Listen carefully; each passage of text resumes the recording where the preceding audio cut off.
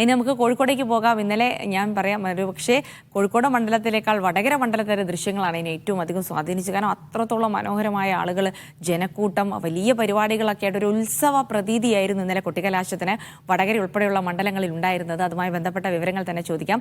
സലാം മുഹമ്മദ് ഉണ്ട് വിവരങ്ങൾ നൽകാനായി. സലാം, ഗുഡ് മോർണിംഗ്.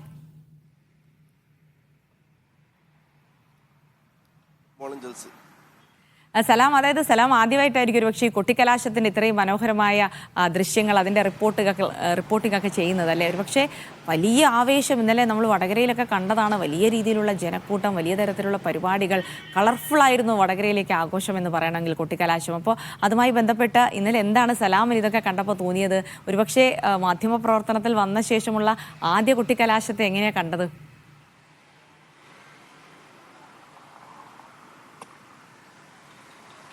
വളരെ ആവേശത്തോടു കൂടിയുള്ള കുട്ടിക്കലാശമായിരുന്നു ഇന്നലെ വടകരയിലും കോഴിക്കോടും ഉണ്ടായത്. വടകരയിൽ കുറെ കൂടി നേരത്തെ തന്നെ മത്സരം കനത്തതായതുകൊണ്ട് തന്നെ വളരെ വാശിയേറിയ മത്സരമാണ് നടക്കുന്നത്. CPM-ൻ്റെയും അല്ലെങ്കിൽ LDF-ൻ്റെയും UDF-ൻ്റെയും രണ്ട് ജനകീയ സ്ഥാനാർത്ഥികൾ, രണ്ട് ജനപിന്തുണ ഏറെയുള്ള സ്ഥാനാർത്ഥികൾ ഇവർ തമ്മിലുള്ള വാശിയേറിയ പോരാട്ടം നടന്നതിൻ്റെ ഏറ്റവും അവസാനത്തെ പ്രചരണത്തിൻ്റെ പരിസമാപ്തി കുറിക്കുന്ന ദിവസം തന്നെ ആ പ്രചരണത്തിൻ്റെ ചൂരും അറിയാൻ കഴിയുന്ന രീതിയിലുള്ള വളരെ ശക്തമായ ഒരു കൊട്ടിക്കലാശം തന്നെയാണ് വടകരയിൽ ഉണ്ടായത്. വളരെ ആവേശമേറിയ ഒരു കൊട്ടിക്കലാശം തന്നെയായിരുന്നു. കോഴിക്കോടും സമാന രീതിയിലുള്ള വലിയ ആവേശം, അത്രമേൽ ആവേശമില്ലെങ്കിൽ പോലും കോഴിക്കോട് പാർലമെൻറ്റ് മണ്ഡലത്തിലും വളരെ ആവേശത്തോടെയുള്ള അല്ലെങ്കിൽ ആഘോഷപൂർവ്വമായിട്ടുള്ള കൊട്ടിക്കലാശം തന്നെയാണ് ഉണ്ടായിരുന്നത്. ഏതായാലും ഇത് ഇന്ന് നിശബ്ദ പ്രചരണം കഴിഞ്ഞ് നാളെ തിരഞ്ഞെടുപ്പിലേക്ക് പോകുമ്പോൾ തിരഞ്ഞെടുപ്പ് ഒരുക്കങ്ങളെ സംബന്ധിച്ചാണ് പ്രധാനമായും പറയാനുള്ളത്. ഇത്ര വലിയ രാഷ്ട്രീയ പോരാട്ടം നടക്കുന്ന മണ്ഡലങ്ങളായതുകൊണ്ട് തന്നെ വളരെ സുരക്ഷ അല്ലെങ്കിൽ പഴുതടച്ച സുരക്ഷയാണ് ഇരു മണ്ഡലങ്ങളിലും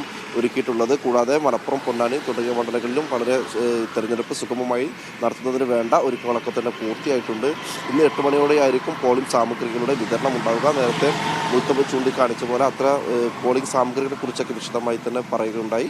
ഇത്തരം സാമഗ്രികൾ വിതരണം ചെയ്യുന്നത് ഇന്ന് 8 മണിയോട് കൂടിയായിരിക്കും ആരംഭിക്കുക. പ്രധാനമായും ഈ നിയോജക മണ്ഡലം തലങ്ങളിലാണ് ഈ വിതരണ സാമഗ്രികൾ വിതരണം ചെയ്യുന്നതിന് വേണ്ട കേന്ദ്രങ്ങളൊക്കെ തന്നെ ഒരുക്കിയിട്ടുള്ളത്. അത് സംബന്ധിച്ച് വിതരണ കേന്ദ്രങ്ങൾക്കും ഈ പോളിംഗ് സാമഗ്രികൾ സൂക്ഷിക്കുന്ന ഇടങ്ങൾക്കൊക്കെ തന്നെ ഇന്ന് അവധി പ്രഖ്യാപിച്ചിട്ടുണ്ട്. കൂടാതെ ഏറ്റവും പ്രധാനപ്പെട്ട കാര്യം ഈ 141 സുരക്ഷ അല്ലെങ്കിൽ അത്തരം സുരക്ഷ വേണ്ട ജാഗ്രതയേറിയ ബൂത്തുകളാണ്. പ്രധാനമായും ഈ ക്രമസമാധാന പ്രശ്നങ്ങൾ ഉണ്ടാവും സാധ്യതയുള്ള ബൂത്തുകളാണ് കോഴിക്കോടും വടകരയിലുമുള്ളത്. വടകരയിലാണ് 120 പ്രശ്നബാധിത ബൂത്തുകളുള്ളത്. അവിടേക്കുള്ള സുരക്ഷയാണ്, അധിക സുരക്ഷയാണ് ഇപ്പോൾ ഇന്നലെ ഇത് സംബന്ധിച്ച് 8 CAPF ബറ്റാലിയന് കൂടി ഈ സുരക്ഷ സംബന്ധിച്ച് ഏർപ്പെടുത്തിയിട്ടുണ്ട്. കൂടാതെ മൈക്രോ ഒബ്സർവർമാർ, അതായത് 43 മണ്ഡലങ്ങളിൽ ഈ മാവോയിസ്റ്റ് ഭീഷണി നിലനിൽക്കുന്നുണ്ട്.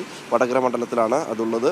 അതുകൊണ്ട് തന്നെ മൈക്രോ ഒബ്സർവർമാർ അടക്കമുള്ള വലിയ അധിക സുരക്ഷ കൂടി ഈ ബൂത്തുകളിലൊക്കെ തന്നെ ഏർപ്പെടുത്തിയിട്ടുണ്ട്. ഈ രീതിയിലുള്ള ഒരു ക്രമീകരണങ്ങളാണ് ഈ ഇരു മണ്ഡലങ്ങളിലുമായി നടത്തിയിട്ടുള്ളത്. ഏതായാലും ഇന്ന് 8 മണിയോട് കൂടി പോളിംഗ് സാമഗ്രികളുടെ വിതരണം ആരംഭിക്കുന്നതോടുകൂടി ഈ തെരഞ്ഞെടുപ്പ് സംബന്ധിച്ച ഒരു ഔദ്യോഗിക അല്ലെങ്കിൽ അത്തരം ഒരു നീക്കം അല്ലെങ്കിൽ തെരഞ്ഞെടുപ്പ് സംബന്ധിച്ചുള്ള പ്രവർത്തനങ്ങൾക്കൊക്കെ തന്നെ ഇന്ന് തുടക്കമാകും. ഇതാണ് ഇന്ന് കോഴിക്കോട്, വടകര ഈ പാർലമെന്റ് മണ്ഡലങ്ങളിലൊക്കെ തന്നെ ഉള്ള പ്രധാനപ്പെട്ട വിവരങ്ങൾ എന്ന് പറയുന്നത്. ഏതായാലും ഈ വലിയ രാഷ്ട്രീയ പോരാട്ടങ്ങൾക്കൊടുവിലാണ് ഇന്ന് സ്ഥാനാർത്ഥികളുടെ നിശബ്ദ പ്രചരണം.